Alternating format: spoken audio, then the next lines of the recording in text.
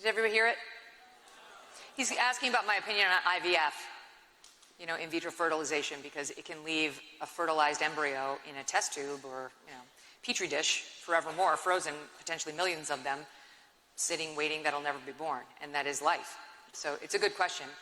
And I've been public about the fact that we used IVF to conceive our kids, so obviously I'm in favor of it. Yeah, thank you. You're really going to love them when you meet them. But I totally get that it's controversial, and I would just say, I'm not really into, forcing other people to do it exactly the way I did it, but I think there is an ethical way of doing it, because having been through this, now I can say, you get all the eggs, and you know how many eggs you have, and then you can choose how many to fertilize. Women will only produce 2 eggs. So most women would say, I would carry 2 babies, and then you can fertilize those 2 eggs. But if you are somebody who produces a bunch of eggs, let's say you produce 20 eggs, then now you have a real moral quandary, I think you should, before you fertilize all those eggs, because those are babies, and you probably aren't going to go back and get them.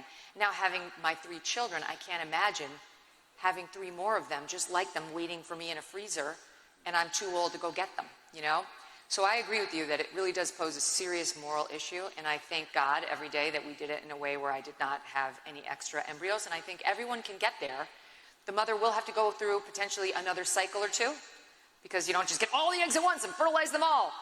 But it's worth it. It's worth it to not have a child of yours sitting in a freezer somewhere.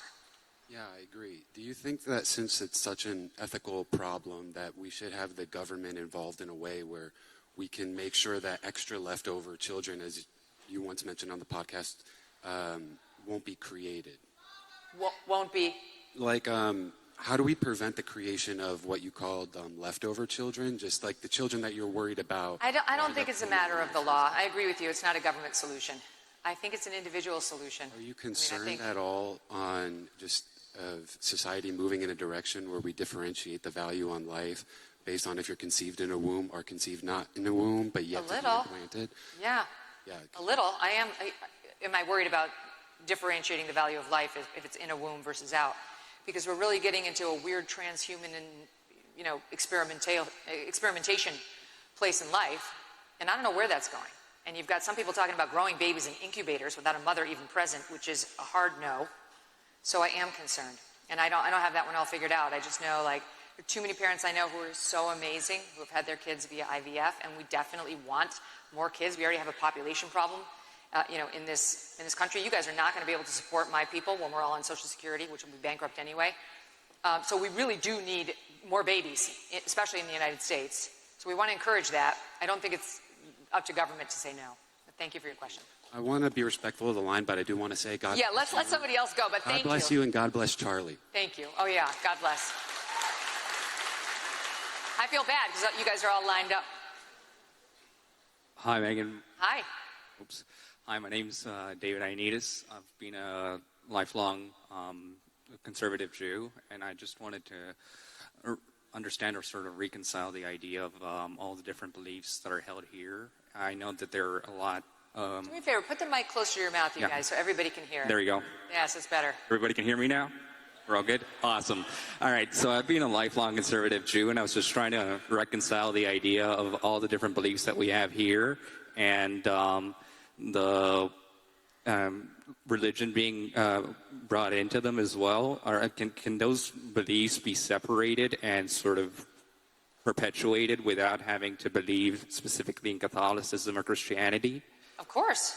Of course. And so you can be an atheist and believe everything that we believe. Everything. Except Perfect. for the part about God and Jesus and Scripture. But you can not believe in God and still believe in respect for your fellow humans, and still believe in divided government, and still believe in the Constitution and the way we've chosen to live here in America. And in fact, that was one of the founding principles. We were a Christian nation and founded as a Christian nation. But the ability to have different faiths in the country was there from the beginning. So yes, I think it's a very big tent. Conservatism is a very big tent. Now I will say, taking conservative values and infusing them with faith in God supercharges them. And I think we saw that in Charlie. Gives you the will and the temerity to go out there and spread the good word and fight for these principles in a way you probably wouldn't have if you were purely an atheist. But yes, I think the answer to your question is yes. No, of course, that allows you to have some humility and understanding, at least fuels that humility and understanding that there's at least something bigger than you. My next question then was, would I'm good, thank you. Okay, thank you. Yeah, forgive me. Do me a favor, though. Keep it to one, because the line is so long, we'll never get through it, and I hate to leave people standing. Hate it. Hi. Hi, thank you for being here today. I just wanted to bring up some bipartisan issues. Sure. First, what's your stance on congressman term limits and individual stock ownership for congressmen? The stock ownership while they're in Congress and they basically insider trade all day has got to end. And it looks like it may. It looks like there's majority support in the House for that to happen. Now the question is whether the Senate will get on board, because it can't get to Trump's desk unless we get Senate buy-in. But I think that will come to an end. I mean, Paul Pelosi's trades are awfully on the mark. That woman got rich off of all of us, and she actually wants us to believe that it was just his good luck. That's a bull. So yeah, I'm totally against it. Term limits, yes, I guess so. I haven't really thought it out, to be honest with you. You guys like it. I see why. I guess here's my true view.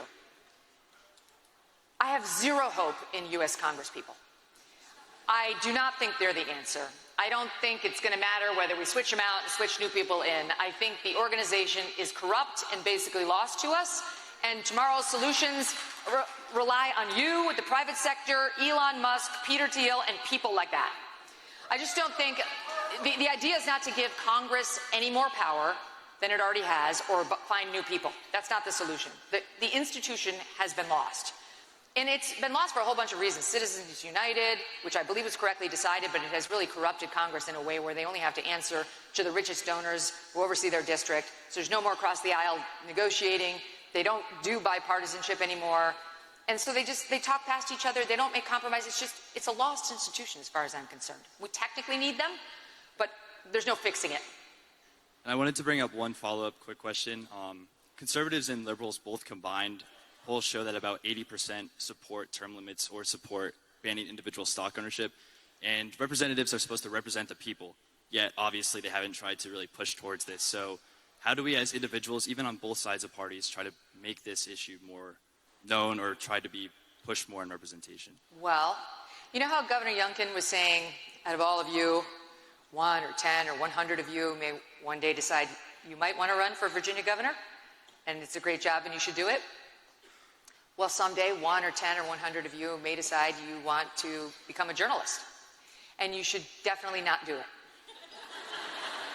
Run. Do not walk in the opposite direction. But you could start a podcast, which isn't exactly the same thing, and use your voice and build your following and say all these things. And I think that's the future for my particular business. And I would submit to you that I have more influence over most issues of the day than any U.S. congressperson. So do use your voice, but find ways around this corrupt, broken system to do it. Thank you. I appreciate it. You bet. Good evening.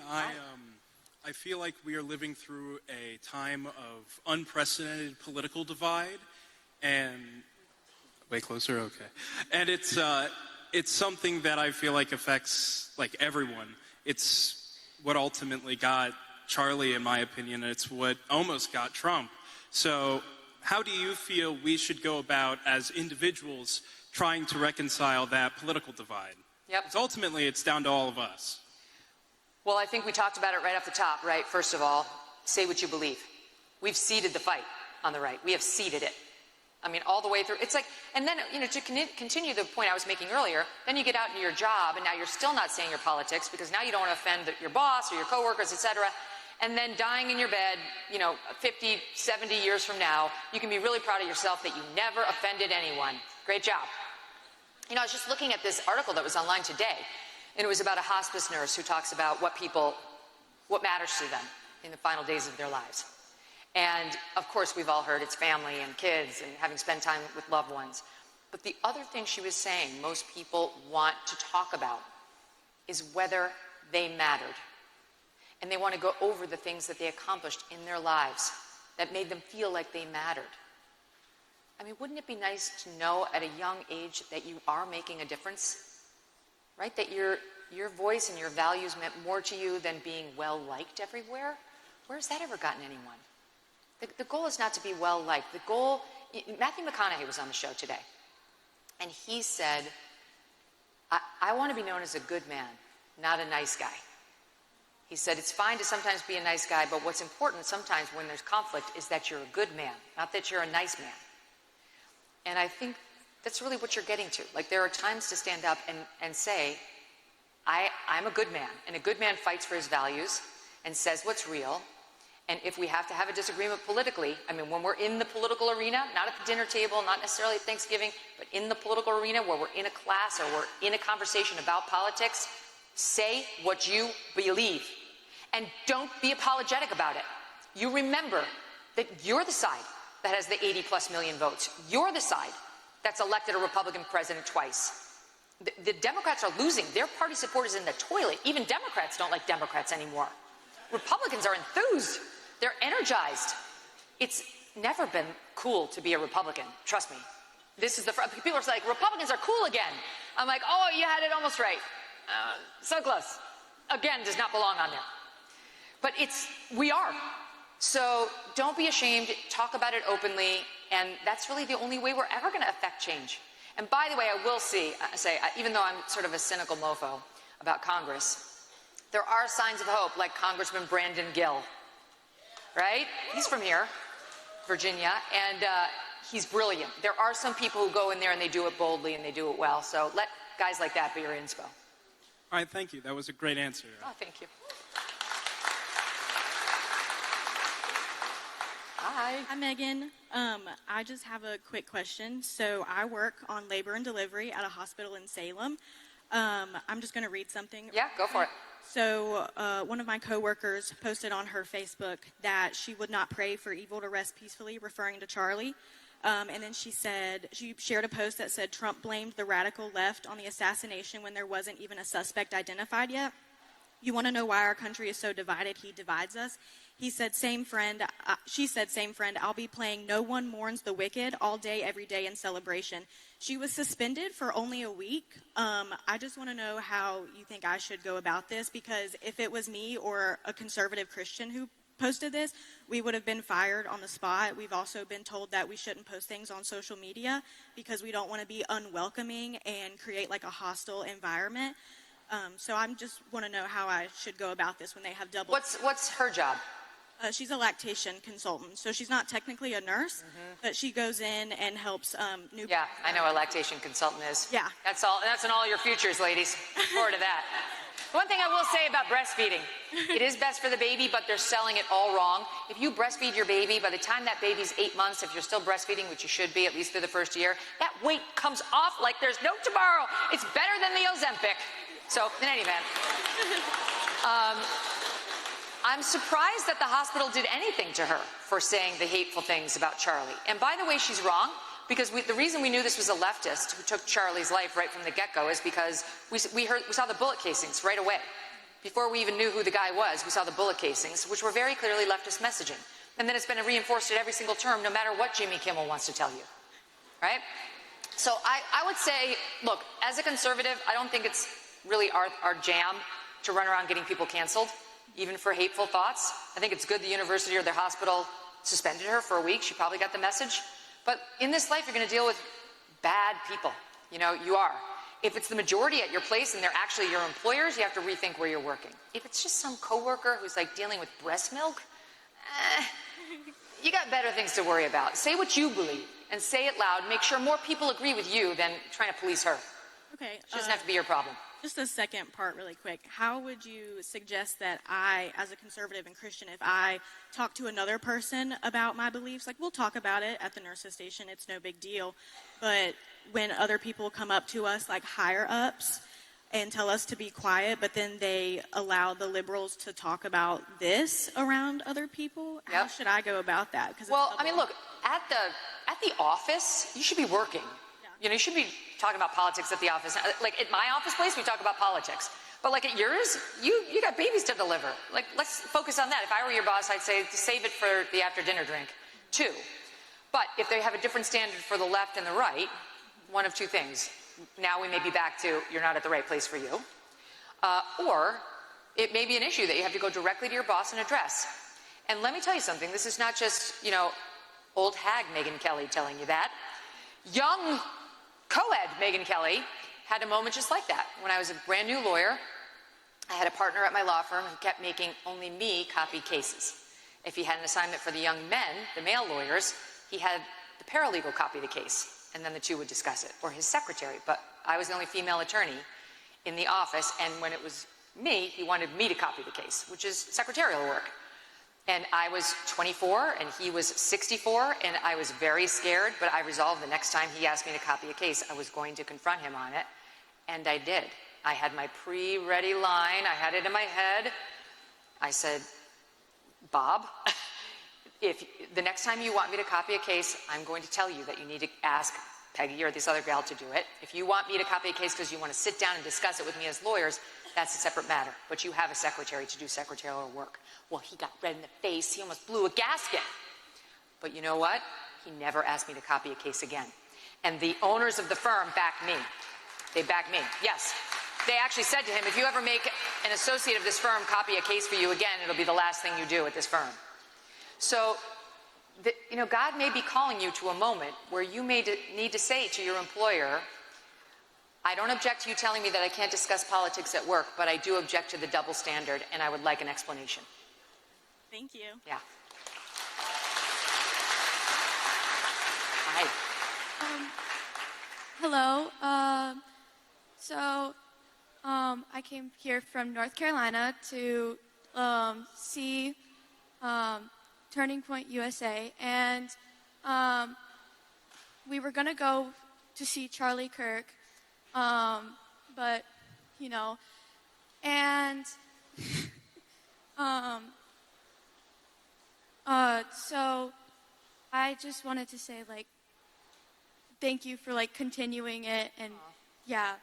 Thank you for showing up. The question is,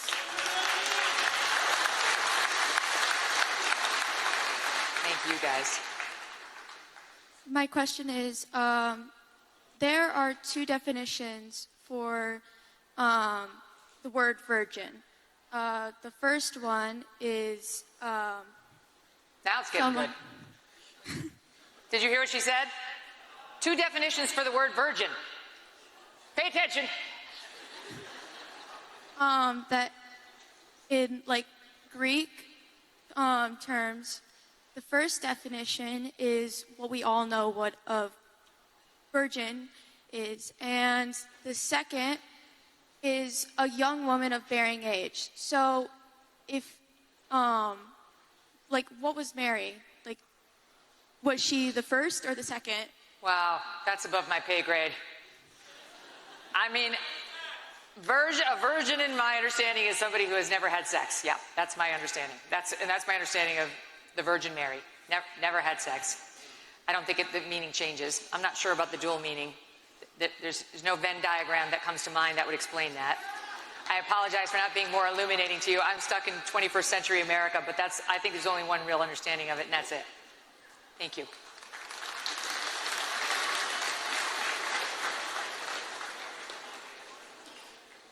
Would you rather be a human with pineapple thoughts or a pineapple with human thoughts? Would I rather be a human with pineapple thoughts or a pineapple with human thoughts? Wow. I guess I'd rather be a pineapple with human thoughts, right? Because then you have sentience. Then you actually have a way of thinking. Yeah, thank you. Thank you. Well done on your originality. I got to ask the TP USA people whether that one's ever been asked. Originality. Hi there. Hi, I had either a silly question or a serious question. Which would you prefer? Silly or serious? Yes, ma'am. Let's do a silly one. All right, so Charlie Kirk was very well known for his stance that the original Star Wars trilogy was the only one that should ever be watched. But I don't think you've actually come out on this issue. Yeah. So, in your own words, which is the best Star Wars movie and why is it Revenge of the Sith? Okay. Very interesting. I mean, I hate to really let you down, but I never even saw the second trilogy. I mean, I know. I didn't do it. I know. So I'm going to have to go with the first because that was, I was there. I saw that the original time it was in the theater. Well, but I will take you on On a related but different question, which is the best Willy Wonka and why is it the one with Gene Wilder? Oh, Gene Wilder. Hello? The psychopath. That's The one with Johnny Depp is creepy. Why did they even try that? Tim Burton shouldn't have touched Willy Wonka. That's obvious.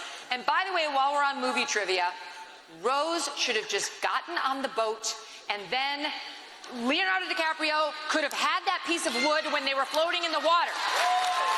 She had a spot. Poor Jack froze to death in the Atlantic because she couldn't give up those extra 20 minutes with him. He would be alive, maybe not today, for a nice long time had she not been so selfish.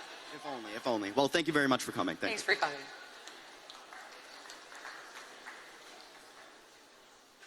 Hi, thank you so much for being here. This question was originally meant to be directed towards Charlie, so I guess I have to ask, do you pay attention to basketball?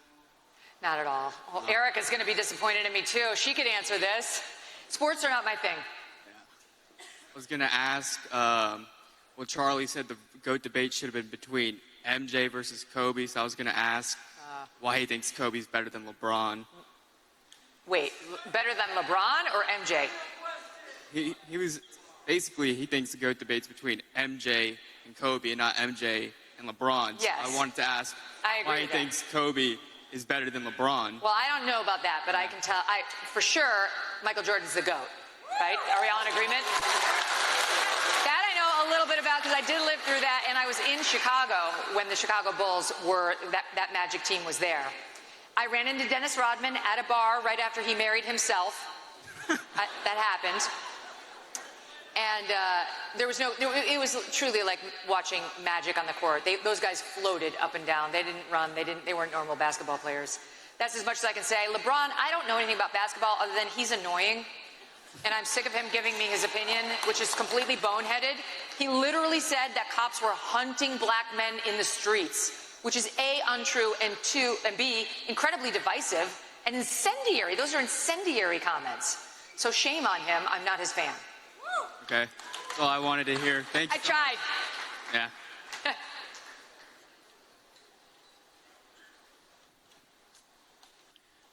Who wins in a fight, a hokey bird or a cavalier? What? Hokey bird? Hokey bird. That's all I needed to know. Thank you. Hi, can everyone hear me? Yeah, they can hear you. I want to know why you support a president who contributes to the rhetoric that got your friend Charlie killed. We saw his rally recently. He said, "I hate my enemies." Stephen Miller said similar things. How can you support him when he contributed to what got Charlie killed? Assumes facts, not evidence. What you said is not true. 70% of political violence is committed by Republicans. Okay.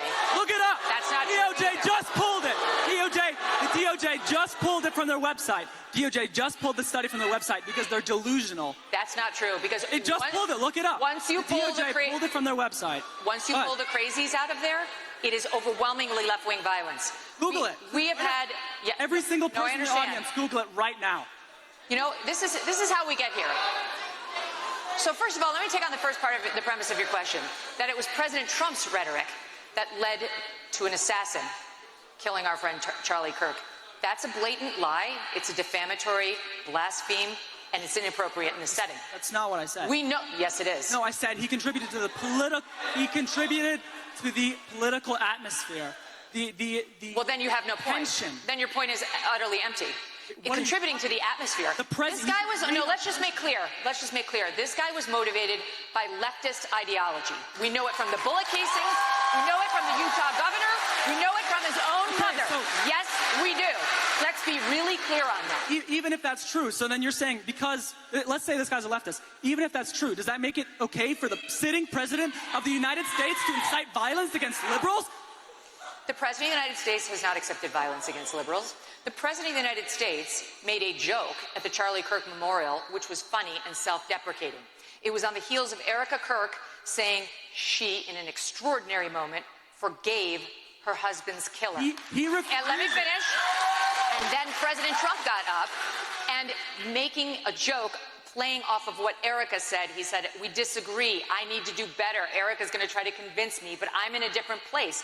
And that's completely normal for a politician to be thinking about his political fights. And by the way, Trump has every right to loathe his enemies. They tried to put him in jail for the rest of his life. They tried to bankrupt him. They tried to put his family in jail. And they tried to kill him. Criminal. Jack Smith. Wait. Okay, now you go. Thank you for your time. Okay. No, it's fine. It's good. It's good to have some folks come up and disagree. Hi. I'm going to try to follow that. I wanted to say thank you so much. I love that you embody your rhetoric. I mean, you talk to us about being brave and standing up and saying what you believe, and you've done that in the hardest of times, and it's cost you. And it's easy to say it, but when it costs you something, it means you really mean it. So I honor you for that. And someone stole my political question, so I was going to ask you a personal one, which is, what do you want to be remembered by, or as? What do you want people to say about you? I mean, I think the number one thing I'd want them to say is that I was a great wife and great mother. Awesome. And I hope broadcaster comes third. Thank you. And it is something you have to nurture. You know, I'm a big believer in being a gunner and being a hard worker and out hustling your competitors in the office and elsewhere. But at the end of the day, you really do have to prioritize your family. And if that requires a downshift from time to time in your career, do it. Do it. Because the family and the rewards you get from having kids and having a strong marriage dwarf everything in the professional lane, even if the professional lane winds up good and great like it has for me. There's really no contest.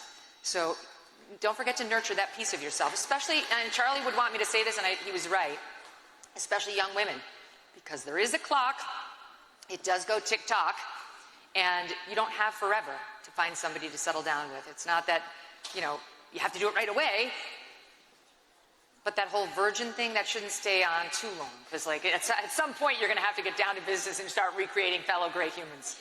Hi, go ahead. Get some. Poor guy, he's got to follow that. Go ahead. So there's a lot of videos and claims out there, like conspiracy theories, like Nick Fuentes talks about them a lot, about Israel. And some of them seem kind of true, but it's hard to find true information anywhere. Where would you find good, true, untainted information? That is a great question. I'm sure you guys all have this experience, right? Like, what's real?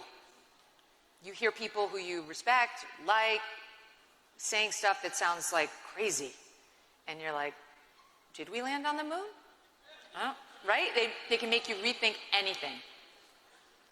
And it is an ongoing battle. It's going to be a really hard battle for all of you because you're young and you're going to have years of dealing with this. My advice to you is to find one or two people who you know you can trust. And you'll know those people because they will tell you the bad news for your side. They will not just keep whispering sweet nothings in your ear every day when you turn on their podcast or the news or what have you. And once you find those two people, stick with them. Don't trust a platform that has an agenda that's got corporate backers. You know, when I was at Fox, I did not realize that we were funded by Pfizer. But we were. There was a reason we weren't allowed to say certain things on the air. You tried to talk about what was causing autism and whether it was a vaccine back in 2005 at Fox News. It was not going to happen. So I would recommend choosing someone from the independent lane. Of course, I'm biased, but I submit to you I'm an option for you. Ben Shapiro's another great option for you. There's a bunch of us in this lane who you can trust. And then stick with those people who don't get too out there, unless that's just your jam for fun. But I will say, once you sort of let those earworms get in there, it can kind of corrupt your thinking. So choose people who are super factual. Thank you. Jesus is Lord. Amen.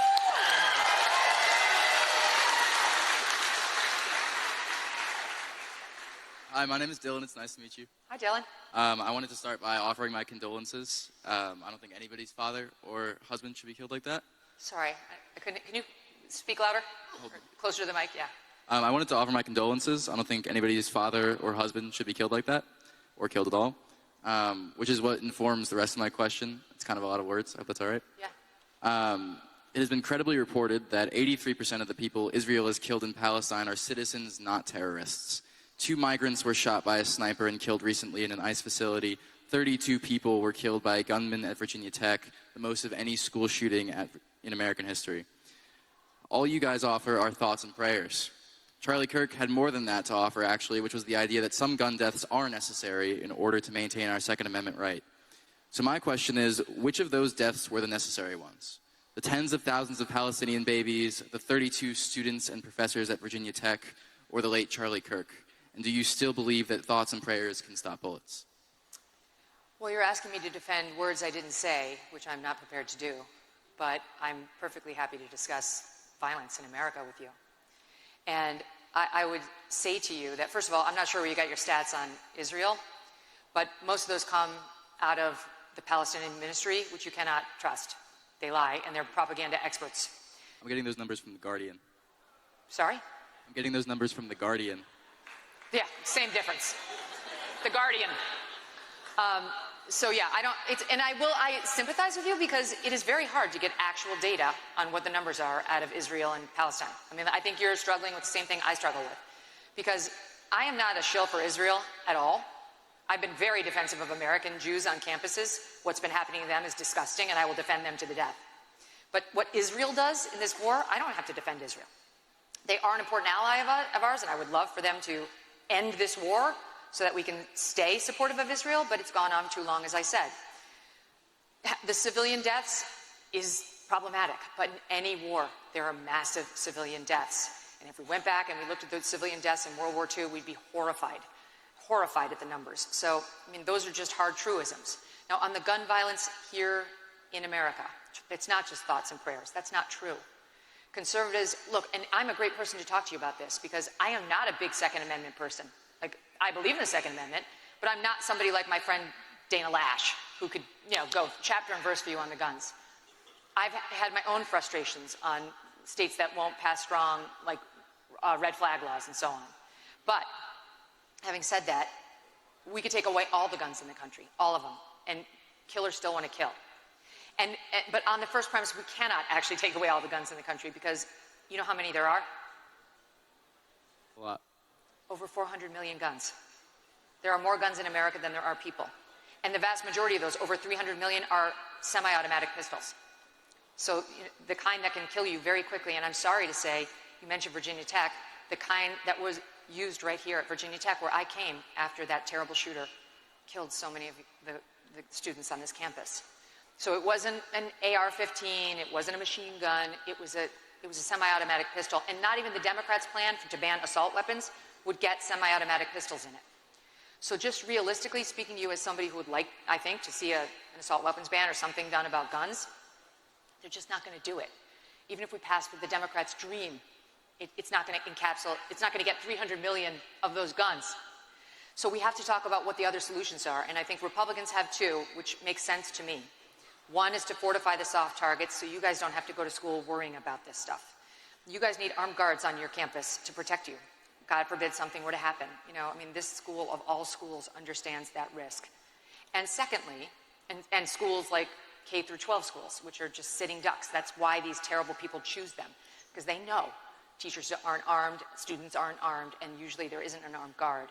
But secondly, we really need, desperately need, mental health care facilities to which loving parents would voluntarily commit their children if they need it.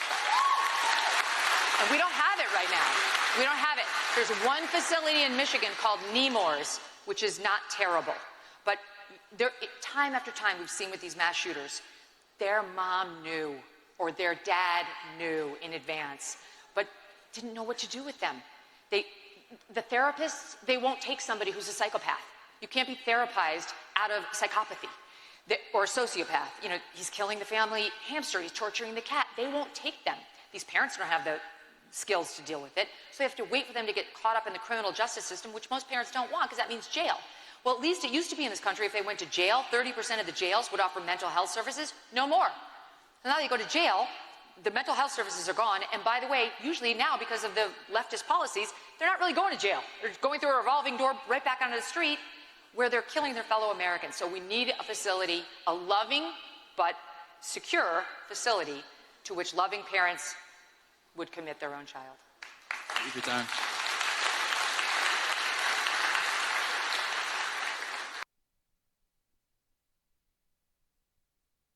and I was, heart was pumping, I was getting a little bit nervous, but seeing the way that you were treating everyone with kindness and respect, that really settled me down. So I'd like to, first of all, thank you for that. Well, thank you. Thank you very much. So my question stems from my experience in high school. I'm currently a senior in high school, and me and one of my friends are currently working to create a chapter. And my question... Right on, yes. And what grade? Sorry? What grade? I'm a 12th grader. I'm a senior. Awesome. He's going to start a TPUSA chapter at his school, 12th grade. So my question for you is, knowing the very polarized and volatile times that we're in right now, and knowing the condition that my school is in, being very split, far left or far right, how can I remain a mutualistic respect between the two? That way we don't have really screaming matches and more of, very respectful, kind, civil discourses and debates. Well, I think you're already halfway there because you sound like you're approaching it with a pure heart, and I think that'll come through in the way you talk to people. I think people can glean whether you are somebody who's respectful of the other side, even if you disagree. But make no mistake, being kind to the other side doesn't mean sacrificing 1 inch of your principles. Of course. So you need to study up, you need to know what you actually stand for, and you need to be able to defend it. And you should do that unapologetically. You should do that boldly and with confidence, without a sheepish posture as if you have something to feel bad about. You don't. There are a lot of dicey issues that are in the societal conversation right now, but if you discuss them boldly and with confidence, people will see that you're earnest. And you should, as I always did when I was a lawyer, if you really want to win an argument or persuade somebody of what you're saying, the very first thing you need to do is study the other side's arguments. Okay. Don't go into rhetorical battle without knowing what they're going to say against you. And then be ready for those points and show them that this is not a pastime for you. This is something you're really committed to. Don't be on your phone doing games after school. Be online doing research on these issues. Go to PragerU. They've got tons of educational videos. Go to Hillsdale College online. They've got tons of great information for you. But you can arm yourself with information so that when you do rhetorical battle, you're ready. Yes, ma'am. Thank you so much. You bet. This will be the last question. Okay. I'm sorry to those of you who didn't get your questions answered. Hi. Hi, Megan. Thank you so much for being here. My name is Emma Dayton. I'm a student at Liberty University. Right on. Yeah, Liberty. Yes, we actually care about the First Amendment and everything in our government. I wanted to end on a faith note, which is probably something Charlie would have wanted. We're seeing revival all across this country I've never seen anything like it before. And we saw so many people in church the first Sunday after Charlie was assassinated, which is amazing. And I wanted to know your thoughts on what you think pastors should have said to their congregation that Sunday. I know a lot of Christians may have left disappointed knowing their pastors didn't say anything, or maybe they didn't really address it. So what would you have had pastors say to their congregation, and then maybe how can churches go forward in light of that? Yeah, thank you for that. I think if your pastor didn't say anything about Charlie Kirk on the Sunday after he was killed, you need to find a new church. I think that's a sickness. Who could Christians find that was better than Charlie as an evangelist for their beliefs, both faith-based and political? Most Christian conservatives lean right, and most understood that Charlie was talking about the gospel in a way that was inspirational, even if they didn't share his politics, and would like to hear him more on the faith-based issues. And so I don't understand that there could be a pastor in America who wouldn't at least embrace that side of Charlie and take a moment to pay their respects to him. I think it's disrespectful to him and to the millions of people around the world who felt inspired by him and feel inspired by him right now. So I think shame on them. Find a new church. Once again, back to my original point, in a way that's cancel culture. It's you canceling them or them canceling themselves right out of your life. That should not be your faith leader. Listen, you guys, that's it. I apologize to the people who didn't get their questions asked, but send me an email, megan@megankelly.com, and I will try to answer them all. And I'm so grateful to you. You're very brave. You're very courageous. Keep saying yes. Lots of love. Have a great night.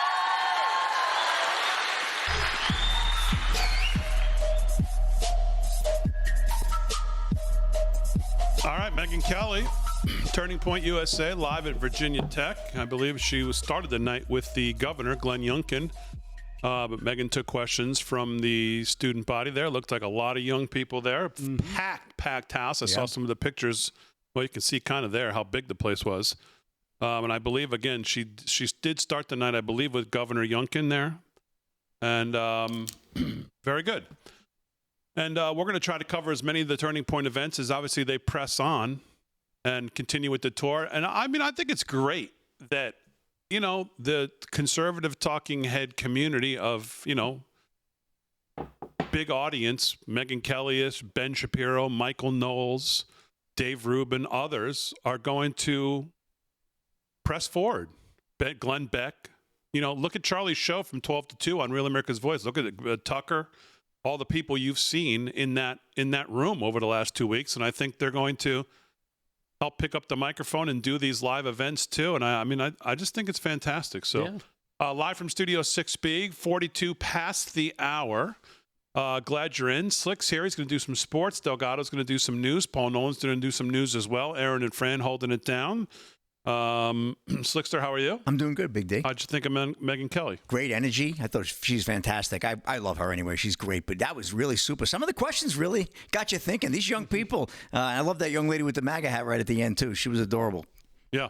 Delgado, you got a couple lefties in there as well. Yeah. Oh, yeah. Just a few. Getting fired up, asking some questions. I thought she handled them fine. Yeah.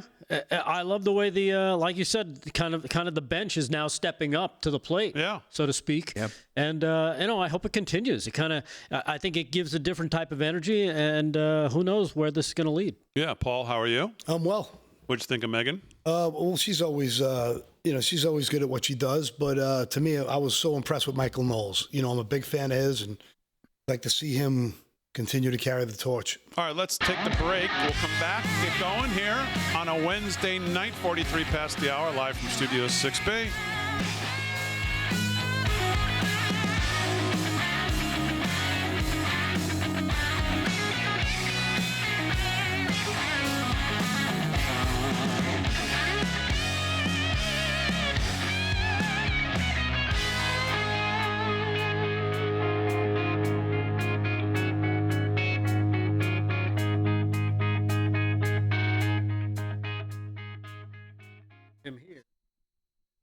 That's right. Chat. What's going on in the chat? Welcome back. Thanks for hanging in there. Can we move on? Yes. You know what? People have their got an hour and routines. 16 minutes. Think about it, though. How many times do you have a routine and something interrupts your routine? And you're like, come on, let's do it. I understand. I'm the same way. I'm very routine. I gotta do certain things at certain times of the day, and if something interrupts that, oh my goodness, my whole day is shot. Lee What's on up, Dwayne Facebook. Dion? So Damon, will these events preempt your show? I have no idea. What's up, I don't know when the time. I don't know what the timing is. Bowser, Catsby. Important events. I mean, they're very important. You know, the most important thing right now is to keep Turning Point, front and center. Because let's be honest. I mean, what happens, a year from now? We don't want it to fade. It needs to keep growing. It's such an important part of our American culture. And if we're going to keep 100%. The American culture alive, Turning Point will continue to teach young men that it's okay to be a man. To teach young women it's okay to want to be a wife and make babies and make a home. Right. I mean, it doesn't mean you have to. It doesn't mean, but it's an option. You shouldn't be ostracized for for saying, I don't want to. I want to be stay-at-home mom, and I want to take care of kids. But it's a beautiful thing if you want to do that. Absolutely, you're right, Paul. Should have your choice and not feel ashamed, like you said. Yeah, exactly right. They shame women into saying that they're bad people because they want to be moms. Right. It's a crazy world. No. Let's see. Tweet potato on X. Damon, you know. No, I actually don't know. I know you're clueless. That's what I know. And annoying. And know how to do nothing but other than complain. That's what I know. Past that, no, I don't. If I knew, I would tell you. Knew what? Knew what? What the times of Charlie Kirk's events going forward are. Oh. How could you know that? How'd you know that? Duh. Of course, that's the point. As far as I know, they all start 6:30 p.m. local time to the event. Okay, there you go. There's an answer. Once again, our own personal ChatGPT. Thanks, Fran. Yeah, he is definitely that. Brand GBT. Troy Malone, what's going on, buddy? Troy Malone. Mikey AZ, I see you're in there. Mikey AZ, give us an update on your health. Yeah, David Put it in the Wiles, chat. too. Give us an update. David Wiles. He's Hello. been struggling. Allie Lane, protecting the chat. She's got karate chops all over the place.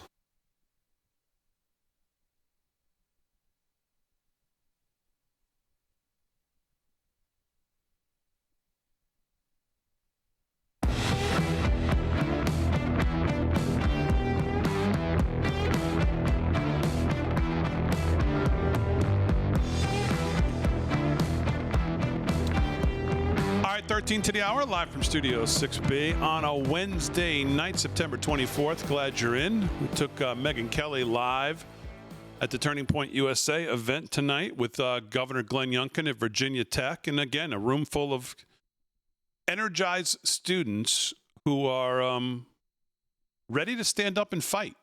And I think, Charlie's done many things, but as we talked about the revival, I actually have a piece on it tonight, the revival that's happening in America and the energy of young kids who have said, we kind of see that we see what's going on here. And we're ready to continue down the road of what Charlie was trying to do and take our country back and stand up for what we believe in and stand up for what the country was founded on. Is exciting to see in rooms like that. And the energy in those rooms, and the questions and the interest. And not only from colleges, but in high schools. Breaking news from last night, actually. Every single high school in Oklahoma will now have its own Turning Point USA chapter, according to the Oklahoma State Superintendent Ryan Walters, he announced. Wow. So that was huge. That's and it's happening around the country. It's amazing. Did I read that guy's resigning today? Ryan Walters? I don't know. You said Oklahoma, right? Yeah. I believe he's resigning. Wow. I think I read that today. I don't know if he's taking another position or if he's just leaving, but I think I read that he's resigning. You might want to look that up, though. Yeah, Guido, look and it see. up. I'm pretty sure that's what I saw. Wow. He's resigning his position. So 12 minutes till the hour. Lots to get to. We'll get to some news. We'll get to some sports. I watched a lot of the Ryder Cup today. Yeah. You know who went to the Ryder Cup today who maybe thinking they shouldn't have? That'd be the governor of New York. Yeah, she got a rounding applause there. Oh, my goodness. She's in the rough, Big man. D. I laughed out loud all 3 times. Just think about how tone deaf she really is. Like, she should have known better. Yeah. 3 times she got mentioned, and the boos grew louder every time. Yeah. Carson, whatever his name is, Carson Daly mentioned her first. And there was a pretty substantial smattering of boos then. But then each captain, when they got up to talk, they of course introduced their team, and then they thanked they thanked the groundspeople, and then they thanked all the New York officials, and they all started with her. Well, when Luke Donald mentioned her and Keegan Bradley mentioned her, the boos were off the page. She knows she's on Long Island, that's for sure. And it's great that they had the camera on her, and you hear people in the background going, "Get out, Kathy! Yeah, get out, Kathy!" It's like, And I was just hoping one of them was going to mention President Trump's name, just to hear the roar that would have gone up. Sure. But unfortunately, they didn't. But, Kathy was having a little bit of a rough time at Bethpage Black. We're going to get to that for sure. I can't wait to do that She was having a little bit of a rough time there at Bethpage Black. So, And congratulations to my friend Stu Feiner for being the voice of the Ryder Cup. I could not believe it when I saw the package today that they ran, the introduction package. Stu was the voiceover, which is pretty amazing. So it was pretty good. Did he get you a ticket? Yeah. Yeah, I should have gone to him for the ticket. I know. Did he do it from his bathroom? No, it sounded good. Yeah, let me guess. I wish they had a video element and had him do the video, too, because it would have been great. But the voice was good, too. So Yeah, let me guess. That text would have been Damon who? Who is this? No, I don't think so. I texted with him today. Told him good job. Now, are you going to be at the tea time tomorrow or no? You going to be there? Thursday? No. No? Okay. No, I'm not going. The plan was never to go Thursday, only to try to go Friday. Okay. So, which we're still Well, the president's coming in Friday. We're efforting that. Yes. Yes. Oh, that's it's big. going to be tough. How are you efforting that? I thought you Tough had to Friday. be out of town on Friday. I'll be at Sacred Heart Friday night, yes. Yeah, it'd be a late night. As the sun goes down, Big D will get in the car and Well, head the over ticket there. prices are plummeting, so Yeah. Well, the first matches go off at 7 a.m. So you can watch. Wow. You could be there for the whole first match. Woo. Go 7 to noon, then you leave at noon after the first match. First 4 matches are over. Oh, that's not bad. That's a good plan. Yeah, that would be the plan. So. But you're going to stay for 8. You're going to stay till what time? 6? No, I would stay for the morning. Okay. Yeah, if I can get in. So. All right, live from Studio 6B, 9 minutes to the hour. Let's do some headline news. Maybe we can get caught up on some of the news we covered yesterday on what happened in Eugene, Oregon, and what happened at the UN. I know Paul wasn't here. He's got some thoughts on the UN as well. But Rick Delgado kicks us off with some headline news. What's going on, Delgado? All right. Well, federal police did make arrests today in Eugene, Oregon. I don't know if you saw any of the videos during the protests. I guess they thought they could get away with it. Day number 2, not so fast. As the ICE Immigration and Customs Enforcement were aided by police. The protesters involved in the demonstrations attempting to surround the federal building, leading to property damage and assaults on federal agents. That came to a screeching halt during the event. Multiple arrests were made, including individuals charged with property damage and attempted assault. The situation escalated, prompting federal law enforcement to intervene and making targeted arrests. And again, after what we saw last night and hearing about how the federal officials, the people that worked inside the building needed to find other ways to escape, just uncalled for, but also just you can't let that happen. You cannot let something like this, you cannot let this kind of stuff go unanswered.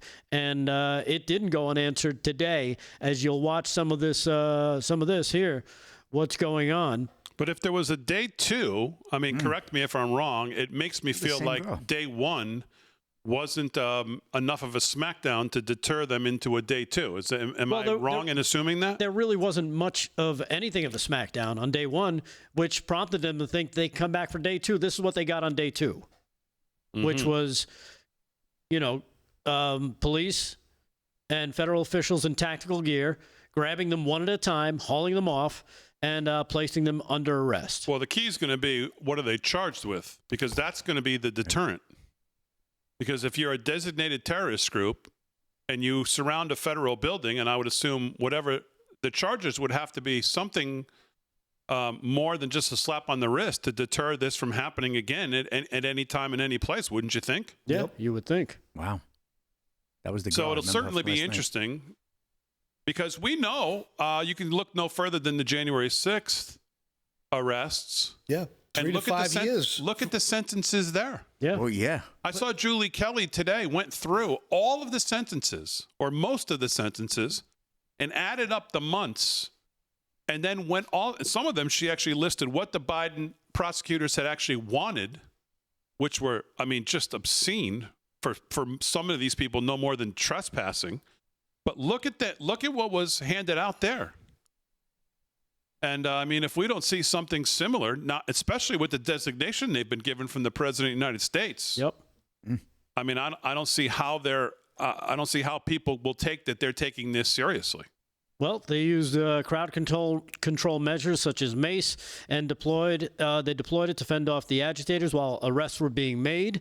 And we'll see what happens. According to this, direct action was organized on social media via collaboration between Portland Antifa and Eugene Antifa, so they know who they're dealing with. Many of the protesters who arrived in Portland have been involved in notorious ongoing 24-hour Antifa occupation outside the ICE facility, which began in early June.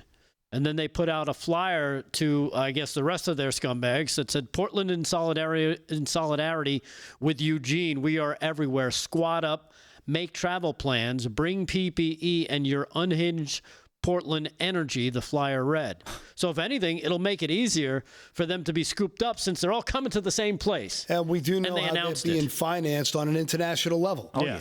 There's been endless now reports that through Data Republican and Mike Benz and several other good online sleuths that are proving there are so many financial connections in so many different places through different nations. This is a terror organization, 3 to 5 years minimum for these people, because there's no way we're going to deter them from this kind of reprehensible behavior that is putting our agents in danger while we're protecting those people. Right. It's outrageous. Yeah. Crazy. All right, quick hour 1. We're back hour 2. We'll get into everything here. Lots to do. Live from Studio 6B on a Wednesday night.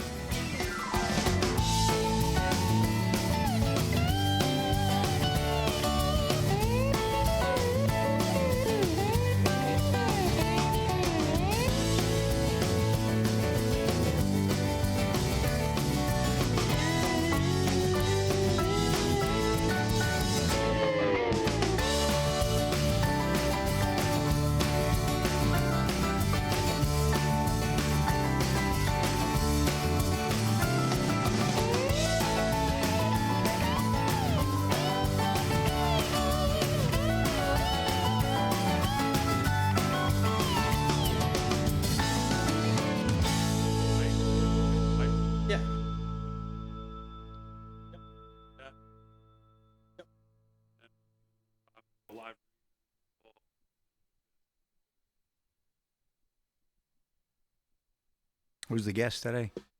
Oh, you don't. Damon, did you watch Candace's video about the shooter? No, I did not. Chat. I'm not gonna. She's losing her cookies. Lately. Yeah, I'm probably not gonna watch. Yeah, a lot I of haven't people have watched been asking me anything about she's her. done in a while. They were asking me my thoughts on her. I really haven't put a lot of time. Watch the guy from Tactical Solutions or whatever it's called. Try to get him on. There's a guy on, I forgot the name of the page, but guy's got 760,000 followers. A tactical shooter. He's like, he's right there behind Sean Ryan. Boy, some of his. Rob Melton from Paramount Tactical is the guy I would watch. I'm going to try to have him on the show. Way more questions than answers. Too many questions. Alice, I wonder. Candace is off the deep end. Doyle Cole. Papa's Nolan. I love the cactus shirt. Doyle Cole. Loves your shirt, Thanks. Paul. Chat. Question, the hair. What about it? Pretty perfect tonight, huh? Hey. Well, not too shabby, right? What's up, Les Durham? I see you in the chat, pal. How are I you? just had it clipped on. I went My to man Les. I went to Vin's guy. Oh, you got a hairpiece? Jeffrey Coney. Yeah, Vin's a great one. Snap-on. Love Jeffrey. Yeah, looks good. What's up, buddy? We're moving and grooving. Jethro says, yes, Damon, 100% get him on the show. Yeah, I'm going to. That's I think what we'll do is we're going to get him on for the last segment of the show, talk a little bit, let him talk about him, and then we're going to do probably unedited hour on socials after the show. That'd be neat. That'd be real neat. Where we can really get into the stuff.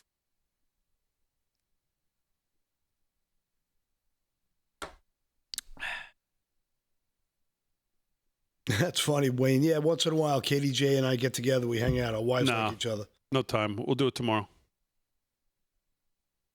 Yep. Thanks, Lorraine. You notice the bald spot filled in? Yeah, no self-inflicted haircuts anymore? No. You're not going to do that again. Lesson learned. Paul will not do that again. At least I don't think so. But I shot good golf today. I didn't get to play much this season. You look like you were golfing today. That's right. I golfed today. I thought you were lifting buddy. heavy windows, you said. Got a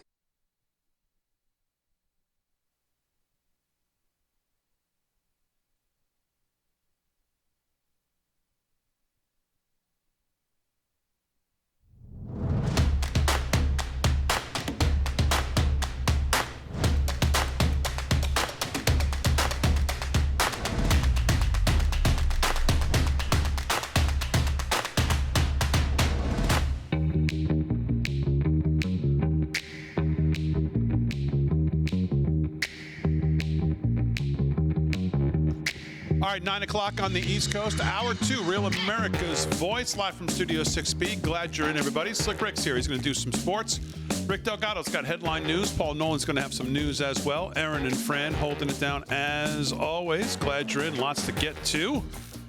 Let me start with a quick one before we get to Delgado's news. And that, of course, is the President of the United States today. I know him. I know that, too. We talked a lot about this yesterday. And it's not surprising, and I don't think this is going to go away anytime soon. The president put this out today on Truth Social. We already know the FBI has opened an investigation, but the president today says a real disgrace took place at the United Nations yesterday. Not one, not two, but three. Just as we said last night, Ian Fleming and James Bond said, once is happenstance, two is a coincidence, three is your enemy working against you. And that's exactly what happened. Three very sinister events. First, the escalator going up to the main floor, speaking floor, came to a screeching halt. It stopped on a dime. It's amazing that Melania and I didn't fall forward onto the sharp edges of the steel steps face first. Oof. It was only that we were each holding the handrail tightly, or it would have been a disaster. This was absolutely sabotage, as noted by a days earlier post in the London Times that said UN workers joked about turning off the escalator. Oh, yeah. The people that did it should be arrested. Yep. Then, as I stood before a television crowd of millions of people all over the world and important leaders in the hall, the teleprompter didn't work. It was stone cold dark. I immediately thought to myself, wow, first the escalator event and now a bad teleprompter. What kind of place is this? I then proceeded to make a speech without a teleprompter, which kicked in about 15 minutes later. The good news is the speech has gotten fantastic reviews. Maybe they appreciated the fact that very few people could have done what I did. And third, after making the speech, I was told that the sound was completely off in the auditorium where the speech was made, that world leaders, unless they used the interpreter's earpieces, couldn't hear a thing. The first person I saw at the conclusion of the speech was the First Lady, who was sitting right up front. I said, "How did I do?" And she said, "I couldn't hear a word you said." This wasn't a coincidence. This was a triple sabotage at the UN. They ought to be ashamed of themselves. I'm sending a copy of this letter to the Secretary General, and I demand an immediate investigation. No wonder the United Nations hasn't been able to do the job that they were put in existence to do. All security tapes at the escalator should be saved, especially the emergency stop button. The Secret Service is involved. Thank you for your attention to this matter. And I didn't read the part where he said he's pulling all funding from the UN, I guess because that wasn't in there yet. Yeah, not yet. Hopefully soon. Let's emphasize the yet. You know, speaking about that, I was going to talk a little bit about the UN because I thought yesterday's address was one when he went off script, so to speak. He just spoke from the hip. That's exactly who we have running the show here. And I sent Damon a clip. It was Antonio Guterres, who runs the UN, talked about this time last year that he thinks that the very notion of sovereign nations is a ridiculous, antiquated way for us to live, and that living in the system that was built for our grandparents should not be the system built for our children, and that global corporations and that every nation should be working together as one unified body with no national sovereignty anywhere. And in a Just the News article today, a scathing, outstanding article, if you want to check it out on my socials, it's Paul_Eggs Nolan on X. And it's a great article from Just the News about how Trump essentially said, F off to the entire United Nations. And to me, that's what we all voted for. A lot of this distraction we're seeing and the things that have gone on, that how disappointing they've been with cash and, and some of the, things about Epstein and obviously, the big bad bill, we're not thrilled about. It doesn't matter to me. At this point right now, as long as he stops globalism, if that stops here and ends it, it's already a win for me. Here's the clip that Paul references. It's only about a minute long from this guy from, I guess it was last year. Here it is. Mm-hmm. Dear friends, when global norms collapse, so does trust. And I'm personally shocked by the systematic undermining of principles and standards we used to take for granted. I'm outraged that so many countries and companies are pursuing their own narrow interests without any consideration for our shared future or our common goals. Shared and common. And I'm certain that unless we take action, we can expect much, much worse. So let's be clear. Rebuilding trust is not a slogan or a PR campaign. It requires deep reforms to global governance to manage geopolitical tensions during a new era of multipolarity. And it is essential to building a safer, more stable and prosperous world.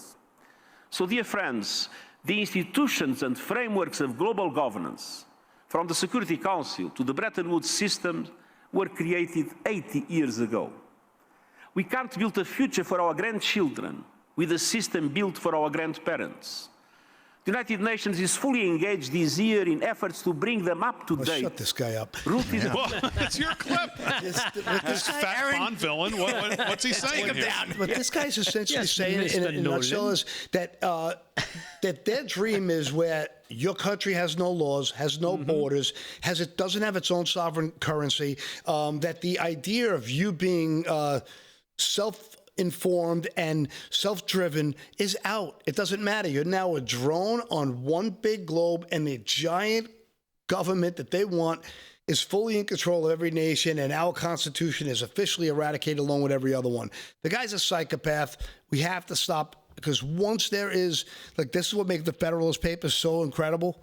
Every state had to compete with every state in an effort to make those local governments continue to compete for people to work in their state.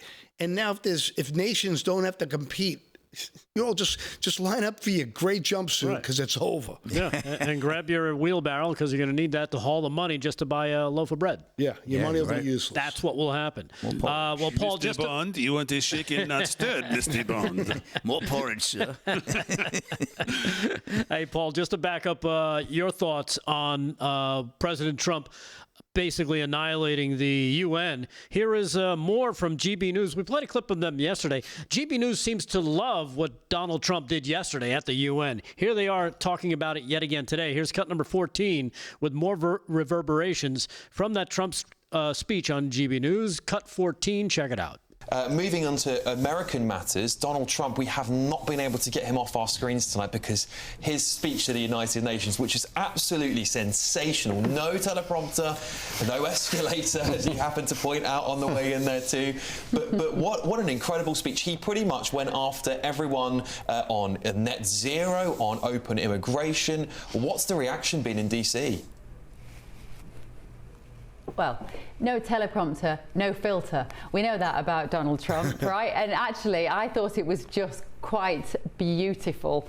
I don't think there is any concern here, actually, amongst the government in Washington, D.C. about what was said. I think, as he said at the start of the speech, well, you don't have a teleprompter, you talk from the heart. And he went for all the big issues, didn't he? Yeah. I'm going to get a British accent. Oh, it sounds great. And again, that was followed up today. I don't know if you guys caught Argentine President Milei, his speech to the UN. We have a little bit of that. Do you want to check that out as well? Yeah. Here we go. Cut number 10. Here is the Argentine president picking up where Donald Trump left off. Cut number 10. Check it out. At some point, and as often happens with most of the bureaucratic structures that we humans create, this organization stopped upholding the principles outlined in its founding declaration and began to mutate.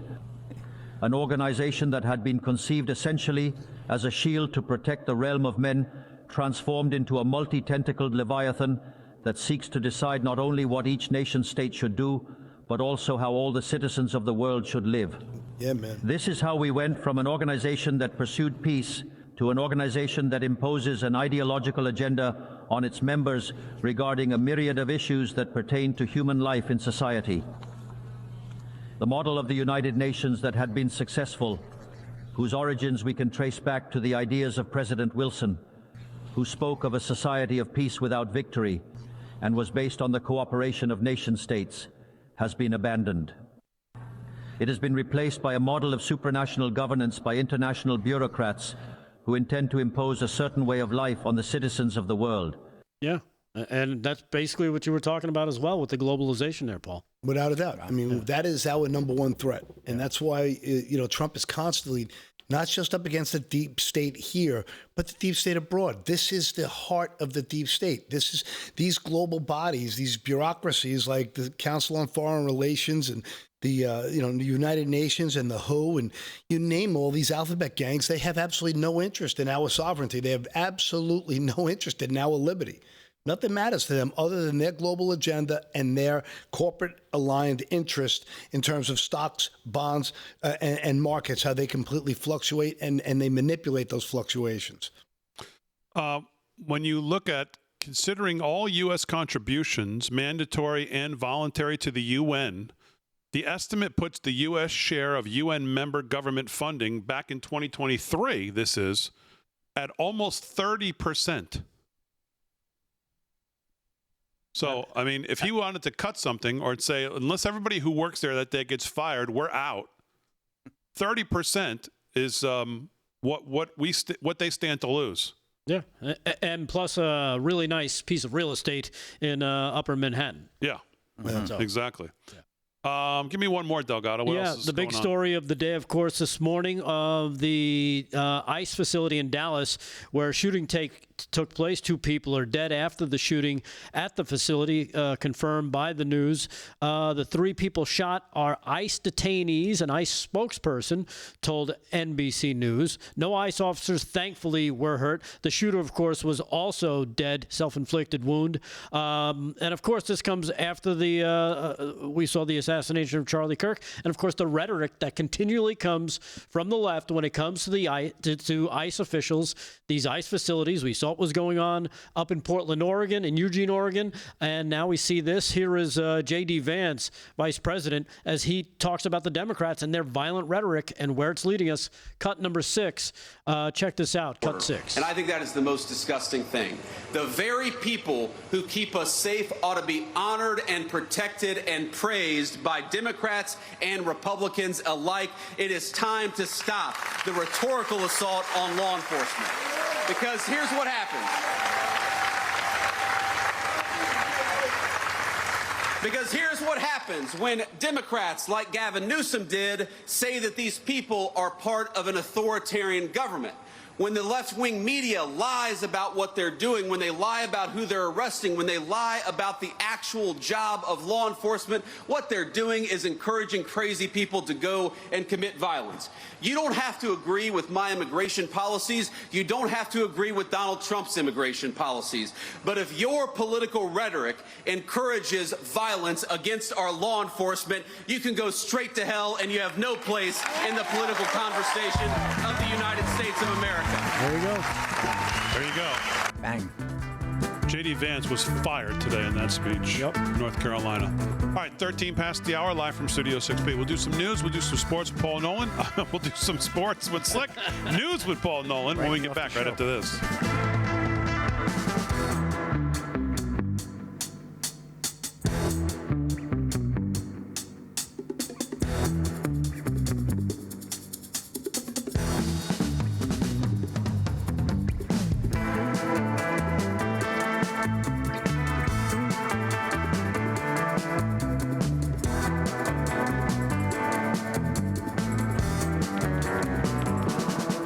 Saw the Twitter war that J.D. Vance got in today. Jon Favreau, the guy who did all the, he did the movie Swingers. He did those not X-Men, Marvel movies. He wrote something about him being a liar, and Vance called him a dip. You can't say that on the air. We're not on the air. We're on the social stuff. Yeah, not on the air. Dipshit. Called him a dipshit. He loves calling people dipshits. It's great. That's it. I think that's his favorite word for people. It's so great. Where am I lying, dipshit? Great was that. It's and obviously we have no clips of it, but there are crazy liberal women everywhere taking Tylenol. And here, this just in, this is from Wall Street Ace. Pregnant liberal lunatic woman just took so much Tylenol after hearing President Trump. She's now going to the ICU and is going to die.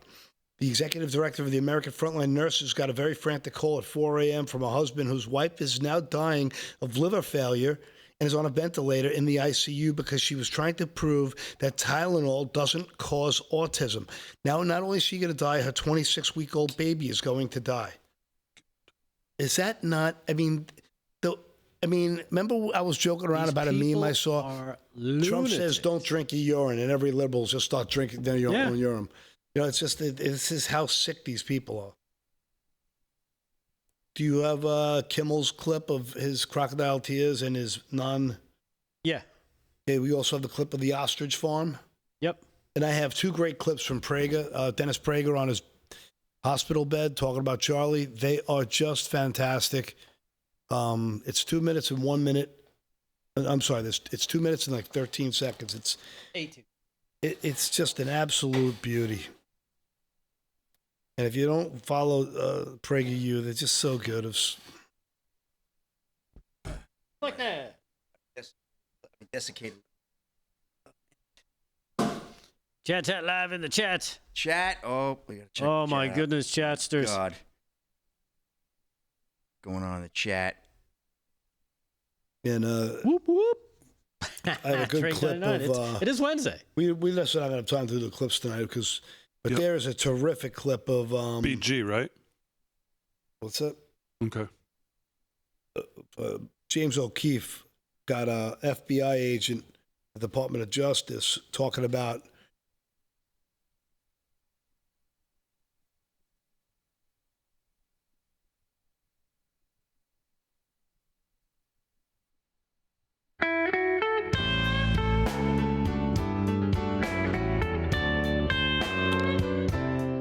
right, 17 past the hour. Let me talk to you about our friends at Birch Gold. When inflation jumps, when you hear the national debt is now $37 trillion, and over that, quite frankly, I think now it's over $37 trillion. Do you ever think maybe now would be a good time to buy some gold? Well, you probably should be, whether as a hedge against inflation, peace of mind during global instability, or just for sensible diversification. Birch Gold Group believes every American should own physical gold, and so they've created something special until September 30th, so you got about a little less than a week here. If you are a first-time gold buyer, Birch Gold is offering a rebate of up to $10,000 in free metals on qualifying purchases. To claim eligibility and start the process, request an information kit right now. All you have to do is text the word America to 989898. Just text America to 989898. Plus, Birch Gold can help you roll an existing IRA or 401k into an IRA in gold, and you're still eligible for a free rebate in free metals up to $10,000.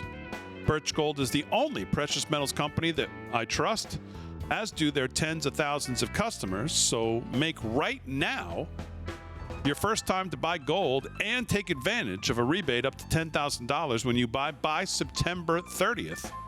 Text America to 989898. That's text the word America.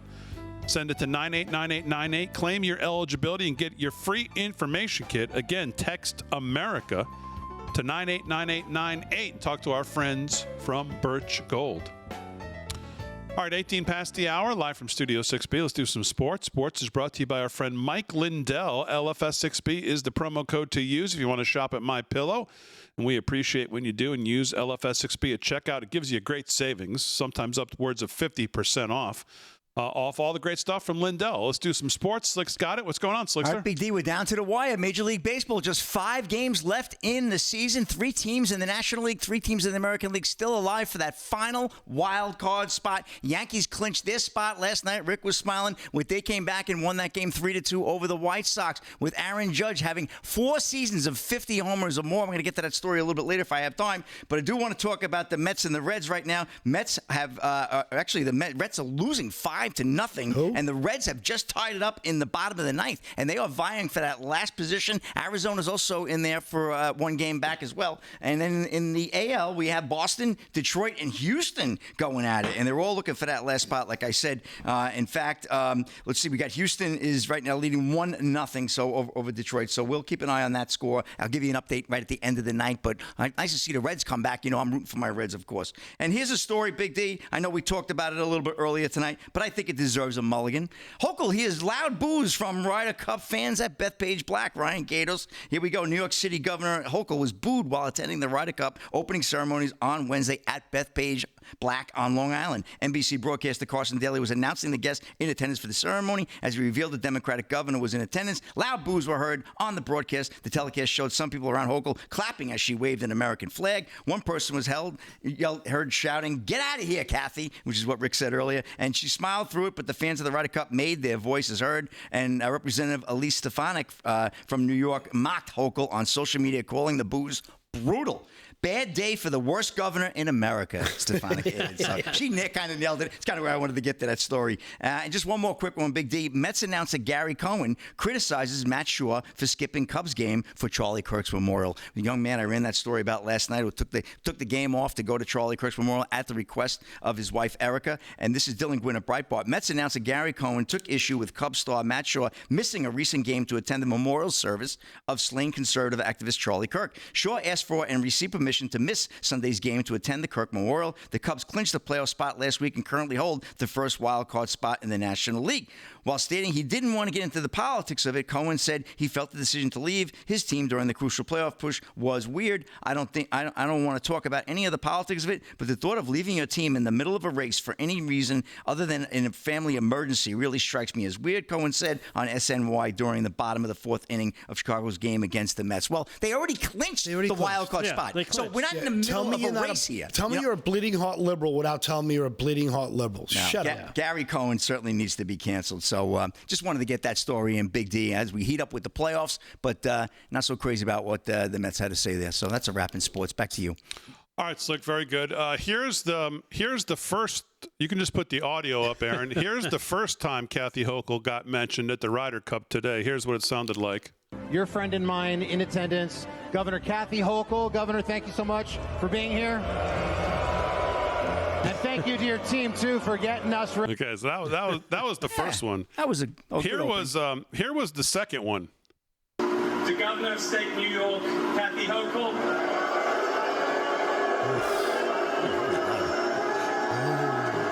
I can't imagine the third. Yeah, that was that. The second and the third one were brutal. I don't know. I think it's 50-50. Yeah. I'm telling you on TV, the second and the third 50-50 between boos and hisses. Yeah, well, sounds like the people that teed off with her performance. That's what it sounds like. It was bad. All right, 22 past the hour. Let's get to some news with Mr. Nolan. Paul Nolan is here. What's going on, Mr. Nolan? Well, we have some abbreviated time here, but I happen to love Dennis Prager. I think he's a beautiful soul. I've been a big fan of his since I'm a kid. For as long as I can remember, I have always followed it. This guy's health is not great. Since we don't have a lot of time, I'd love you to hear the 2 clips I have of him talking about Charlie Kirk. Please roll those for me. When my friend from high school, Rabbi Joseph Telushkin, told me, and he's officiated at, I'm sure, at least 100 funerals, what he does is he speaks to the friends and the widow or widower and the children. And he was particularly moved when he would meet the children of the person who died. And they would each tell him that they believed that they were the most loved of the children. And that's what Charlie's friends think. We were all the closest friend that he had. And you heard at the memorial that's what people felt. That's what Charlie was able to achieve, which is a very great accomplishment. Anyway, and I would have spoken about his courage, but not just courage, his knowledge. I mean, I would watch him respond to all these students who threw everything they had at him. And his responses were so excellent and so knowledge-based. I couldn't get over how much he knew and how much he retained. Anyway, it was all very remarkable. I'm not sure Charlie knew how big his impact was. There's a saying among the timber workers in Oregon, you never know the height of a tree until it falls. Whoa. You never know the height of a tree until it falls. If that does not really capture and crystallize Charlie Kirk and his importance and what a towering figure he truly was, I don't know what does. That is as poignant, as poetic as it gets. Dennis Prager is a gem. Incredible channel. Obviously his health isn't great, but we don't know how much longer we have left with him, but he is a fantastic human being, and I can't say enough how much I've learned through PragerU. So I just I want to thanks for letting me do that. Thanks for indulging me. Nice clip. All right, 26 past the hour, live from Studio 6B. More to do. We're back right after this.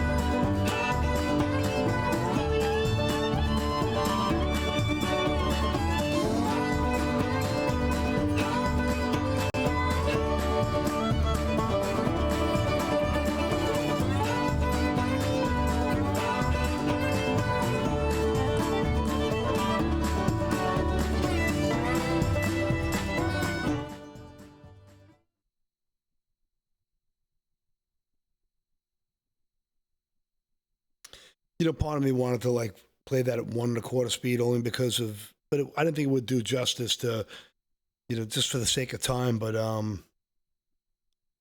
it's just his fireside chats. If you've never watched them, talk about a guy who is so good at having long form discussions before it was really hip and trendy. What's up, Jesus? I'm glad the chat enjoyed that. That's great. I'm glad to see this. Yeah, could you ask her what this is, since I have nothing other than this to work off of? This? Yeah.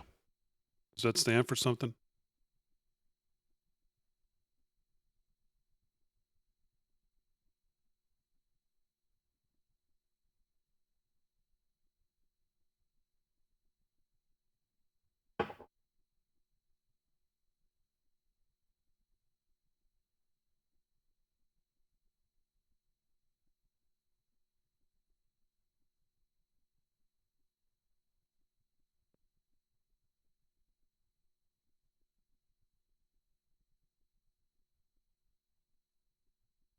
XJSCV, thank you.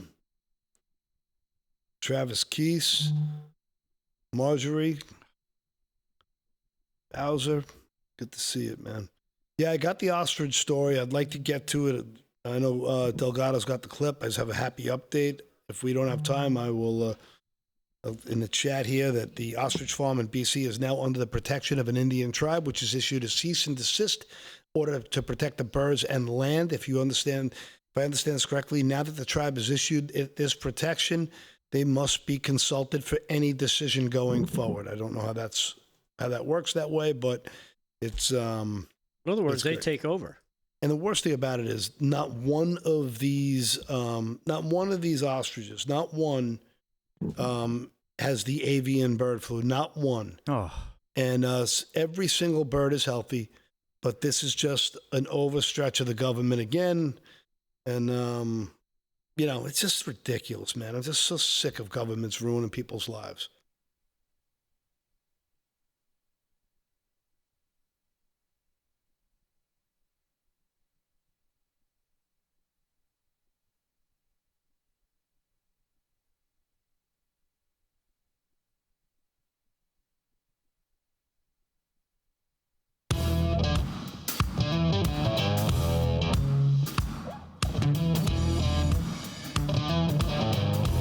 All right, 30 minutes past the hour, live from Studio 6B on a Wednesday night, September 24th. Glad you're in. If you're watching on social media, make sure you follow and like the channels wherever you're watching. We appreciate it. And head over to, of course, RealAmericasVoice.news. Make sure you're a member there. Make sure you're a member at livefromstudio6b.com as well. Great stuff over at the website. You can sign up pretty quickly and easily. You can earn points for being a loyal viewer and watcher and active in the chat. We always appreciate that. Slick Series is going to do some more sports. Delgado's going to do some more news. Paul Nolan's got some more news as well. Aaron and Fran holding it down as always. But right now, please welcome to the show the Vice President of Strategic Partnerships over at our friends at Patriot Mobile, Danielle Buck. It joins us. Danielle, how are you? Doing good. How are you guys? Very good. Thanks for giving us a few moments tonight. Tell us exactly what you do as the Strategic Partnership VP over at Patriot Mobile. What's your job?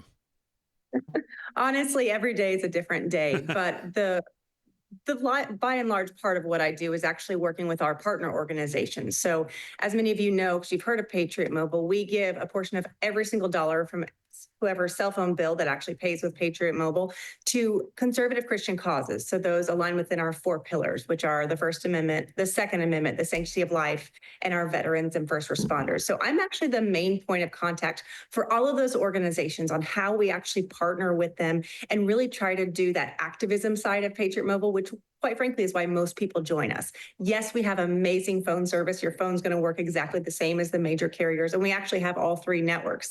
But the thing that I get to do every day really doesn't have much to do with phones, but it's actually about some of the events and sponsorships that we do and really how we partner with these amazing organizations, just like Charlie Kirk's organization, TPUSA, that was obviously an incredible loss, and it's been quite a crazy 2 weeks for us as well, just because of what a close friend he was to our organization. But yeah, in a nutshell, I do a lot of different things. It kind of depends on the day, but it is really fun to get to see really what people are doing with the money, right? A little cell phone bill, $50 a month, it doesn't seem like much, but when it adds up, it can really make a gigantic difference in some of these organizations.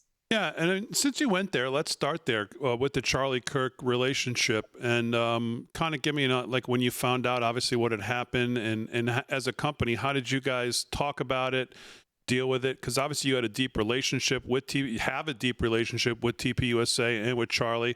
Talk about some of that and the investment you guys kind of made with Turning Point.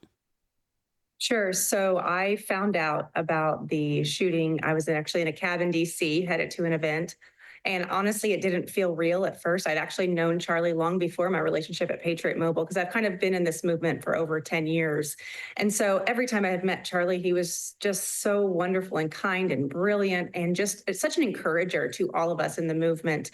And so honestly, I really was not just a shock, but just felt such a deep loss. And honestly, one of those initial moments where you kind of want to hide, like, I'm a young mom, and I think, what am I doing every day by putting myself on the line? And then after the shock kind of wore off of, like, Charlie would have wanted us to actually be bolder. Like, that's exactly who he was. And so I actually got to address a group of about 350 women from across the whole country about a day and a half later. And that's exactly what I talked about, was not just Charlie's relationship to Patriot Mobile, which was very deep. Not only was he obviously a promoter of Patriot Mobile for years, but he had actually become quite close to our company and had actually recently joined our board, and really just, he cared a lot about who we were and what we're doing and what we were trying to grow to do.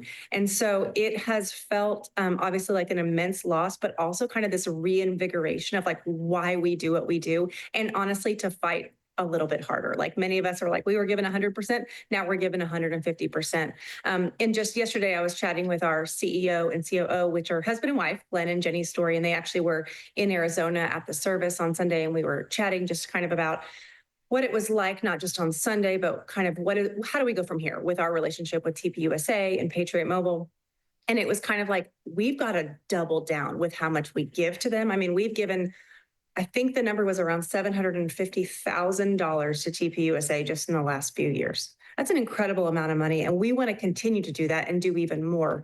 Because, I mean, I was looking at how many requests they've had to get high school and college chapters just since Sunday. I saw 120,000 requests. I mean, that is incredible. We should have a TPUSA chapter on every single high school and college chapter. But to be able to do that, they obviously need money. And so many of us are obviously buying t-shirts or doing little things that we can. But most everyday Americans don't have all that much money to be able to maybe give to TPUSA.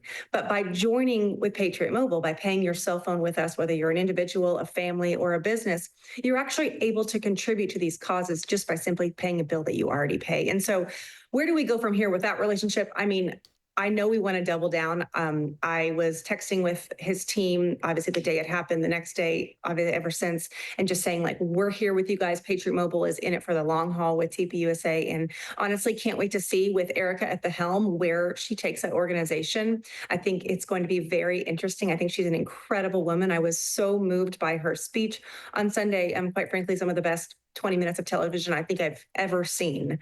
And coming out of such deep pain and emotion, but to share the gospel in such a really tangible way, as well as to kind of give a glimpse into her and Charlie's relationship and just where she's going to lead TPUSA. I just think it's going to be incredible. And Patriot Mobile is obviously deeply going to be connected to TPUSA for the long haul. We're speaking with Danielle Buck. She's the VP of Strategic Partnerships at Patriot Mobile. You can go to patriotmobile.com/RAV, patriotmobile.com/RAV, R-A-V, if you want to sign up. Some of the other great work you're doing, obviously, I know are with women and with young people. Talk to me about you guys sponsoring the Texas Youth Summit. Yeah, so we were just actually in Houston this past weekend, and they dedicated the entire weekend to Charlie Kirk. And they said it was record numbers, 2,500 people. And they had obviously a lot of worship and teaching. And typically it's a very political event. And this year there was such an additional spiritual component, which I just think is really indicative of what's happening right now across America. I know many have been calling it a revival, and I pray that that is true. Obviously, revival means that new believers who didn't know Jesus are coming to know the Lord. But I also think it's a reawakening of maybe believers who knew Jesus, maybe grew up in a Christian home, but maybe have been apathetic, have been just kind of living for the world, not really engaged in anything with their faith or, quite frankly, with politics both. Right? I think it's both and. And so this past weekend, what we saw was just an incredible energy and excitement around really getting involved and giving their entire lives to the Lord. And from that, I think overflow, therefore, comes obviously an engagement in kind of the political world. So Texas Youth Summit was just one of the organizations that we just recently partnered with and sponsored that, as well as Young Women for America, which actually kind of is similar to TPUSA, but different in that it focuses on young women. It actually focuses on biblical training. So like they have a course on biblical femininity and how to actually approach that in our culture. Obviously, really important topics. And so it was incredible to be with those young women as they not only learned how to be equipped to go back to their college campuses to be light in the darkness, but also learned super practical things like lobbying, how to talk to their congressmen. So, this is skills that we're able to do with people paying their cell phone bills to Patriot Mobile, but then obviously end up giving money to these organizations that are training up the next generation. Yeah, it's great work. We're talking with Danielle Buck from Patriot Mobile. And again, you can go to patriotmobile.com/RAV or call 972-PATRIOT and use promo code RAV for a free month of service. Danielle, keep up the great work. Thank you so much for giving us a few moments. Yeah, absolutely. Thank you. And we would love for anyone watching who isn't on Patriot Mobile to join us. It takes about 20 minutes. I know our call centers are already closed for tonight, but put it in your phone and obviously call us tomorrow. We would love to have you so we can keep doing this great work. Amen. Again, patriotmobile.com/RAV, patriotmobile.com/RAV. Danielle is great. And Patriot Mobile, as we said, is doing great work. I'm changing over to Patriot Mobile. Nice. That's it. I'm done. I got 8 lines with my family and iPads. I'm doing it. That's it. You got me. All right, patriotmobile.com/RAV, Paul. That's the place to go. Make sure you get a free month if you use promo code RAV. She talked about free month for you sounds like about $1,000. Yeah, those tablets and lines. 8 lines. Yeah. Wow. I don't know how I keep letting my kids get a free pass. You want to take mine? Make it 9. You'll never notice. I'm a jackass. Did you see Hillary's? We're talking about like this revival and decency in America. This was Hillary's quote today. She said, "The idea that you could turn the clock back and try to recreate a world that never was, dominated by, let's say it, white men of a certain persuasion, certain religion, certain ideology, it's just doing such damage for what we should be aiming to do." I mean, this is what this crazy lady who aiming to do she's what? So detached from reality, and she still thinks she won. She still thinks she blames everybody else. She's obviously untouchable. I mean, with bleach bit in her computer. That was. But did you see what happened over at O'Keefe Media a couple hours ago? I got the story. So I got the video here. If you want to roll that, it's a 2.5 minute. This guy just blows the whistle on her husband. If you guys want to do this, okay, it says here you have it, but. Well, I've got the video that I sent. Here it is. It's the DOJ Epstein investigator. He admits that Epstein was a CIA asset. This was overheard, Damon, at the Phoenix Sky Harbor Terminal 4 Airlines on a flight to D.C. U.S. Department of Justice investigator for the Jeffrey Epstein case tells all. His name, last name Prager as well there, Paul. Yep. Glenn Prager, a DOJ investigator on the Epstein case, revealed on hidden camera that he reviewed Epstein's itineraries and interviewed lots of the victims. Claimed the DOJ avoided pursuing Epstein because he was an asset, an intelligence asset for the CIA. Here's that clip, cut number 12. Check it out from James O'Keefe Media Group, cut 12. It's not talked about yet, but it's soon come out that he was a CIA employee. He was a CIA employee. Or he wasn't a CIA. I think he's protecting a lot of other people. He's not protecting himself because there's nothing there, but he's protecting a lot of people. Because Trump's now saying it's a hoax of the case, like a hoax or something. I mean, come on, you know it's not a hoax. He's been on the plane, many times. It's just he was never on the plane with the kids. I've seen the itineraries and I've interviewed all the victims. There's never been an instance where Trump was on a plane with these kids and a rape occurred. But that can't be said for Clinton, and it can't be said for others. While the Clintons were on the plane, while Bill Clinton was on the plane, there were rapes that occurred. Yeah. That goes on, by the way. That video goes on, and then this guy ends up going out to dinner with this young woman with her information, and she recorded the entire 2-hour dinner in D.C. Yeah. So what did he say? Again, it's all honey trap. That's how they get these people. Absolutely. He basically went on to talk about how he explained that he interviewed all the victims and turned out they were all paid off by Epstein right before going to trial. Prager worked as an investigator inside the DOJ for over 20 years, has a background in these investigations and insurance fraud investigations as well as a brief stint in program integrity at the U.S. Department of Human Health and Services. During his time at the DOJ, he claims he was tasked with interviewing Epstein's rape victims and investigating the flight logs. So he covered a lot of stuff in that interview. Again, that's just a quick 40 seconds. You can check out more. I know I definitely twixed it on my Twitter account as well. I'm sure you did, Paul. Yep. Shocker. Yeah. What? No. What? You want information, So what Damon? does that mean, though?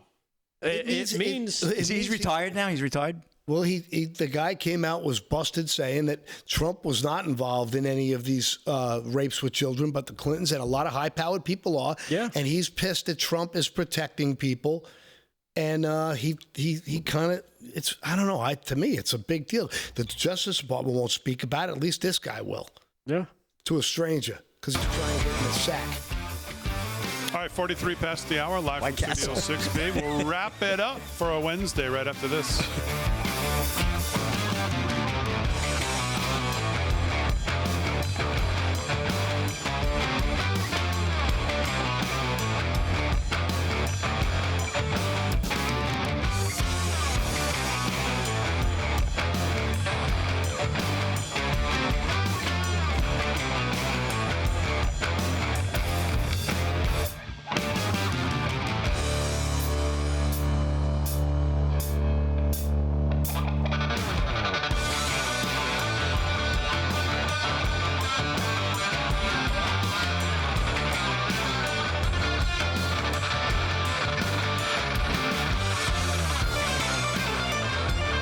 Out there, Happy New Year. Yes. Happy New Year. Very nice.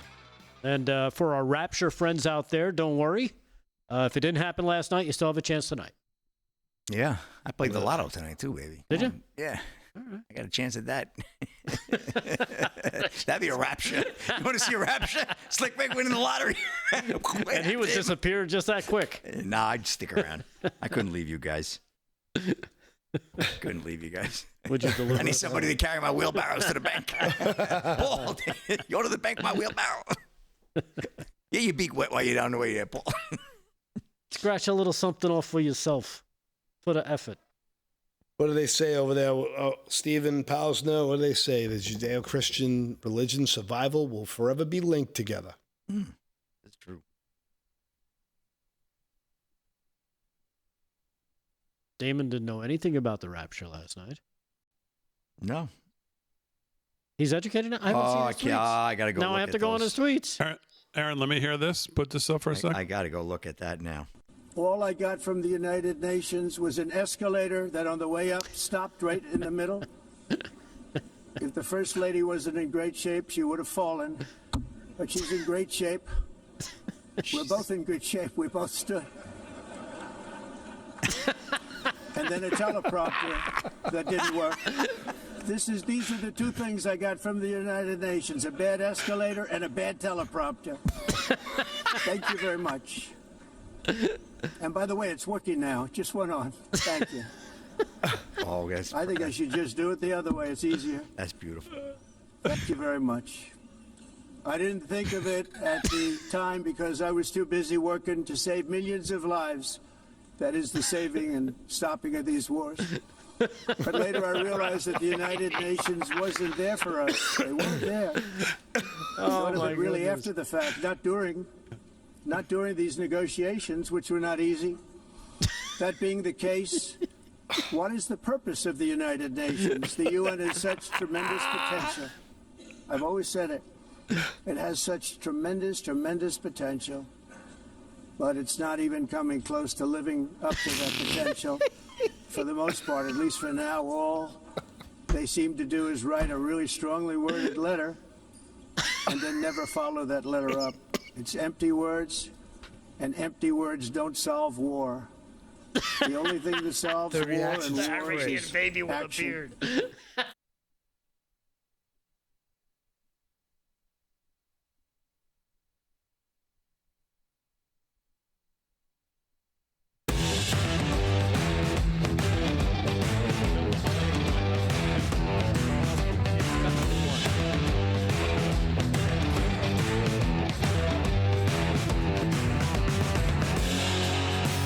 Live from Studio 6B, 13 to the hour. Let's try to get to everybody here before we wrap it up. We'll start with Slick. Slickster, what else is going on? Sports is brought to you by Mike Lindell. LFS6B is the promo code to use. What's going on, Slick? Right, getting down to the wire with the wild card. The Reds have come back and have tied it at 3 against Pittsburgh. So the Reds are looking to try to get tied with the Mets. The Mets right now are trailing 6-2. So in the 8th inning, Aaron Judge becomes 4th player in Major League Baseball to post 4 50-run home run seasons. Only 2 clean players have done it. Judge and, of course, the great Babe Ruth. 2 great Yankees. This is Jack Baer of Yahoo Sports. It is accurate to say that Aaron Judge is doing stuff that hasn't been done since Babe Ruth from a clean player. The New York Yankees star became the 4th player in Major League Baseball to post 4 seasons with at least 50 home runs on Wednesday, joining Ruth, Mark McGwire, and Sammy Sosa. Obviously, those McGwire and Sosa feats come with asterisks, which we know. So congratulations. Looking forward to seeing Aaron Rodgers in the playoffs because what's happened? Well, the Yankees have clinched and they have moved on. We'll see the playoff seedings. We should have that all for you on Monday. And obviously, we will be tracking the playoffs as the season goes throughout. And Sister Jean, Big D, she retired today,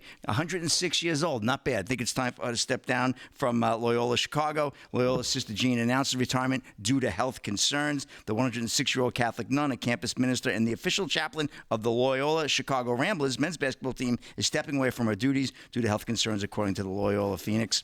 Sister Jean became a viral sensation by cheering on Loyola during its epic Final Four run as 11th seed in 2018. She has served in her role since 1991, so she'll be missed on the sideline for sure. But it's been a while since they've made a run, so we'll see. But we wish Sister Jean well in her retirement. 106 years old. God bless. And Big D, that's a wrap in sports for tonight. Back to you. All right, very good, Slick. So the White House, a lot of stuff at the White House Trump is redoing. He redid the Rose Garden. He's redoing a lot of the inside, redid the Oval Office, making a lot of it look better. And he redid the Presidential Wall of Fame at the White House. And here's what that looks like. Roll that. Wow, look at that. Whoa. Go full screen, Aaron. That is nice. All of the presidents. Look at that. Clinton. Oh, Clinton's on there. Bush. And they roll out, eh? Okay. Obama. Ugh. Okay. Trump. Hey. And then the auto pen.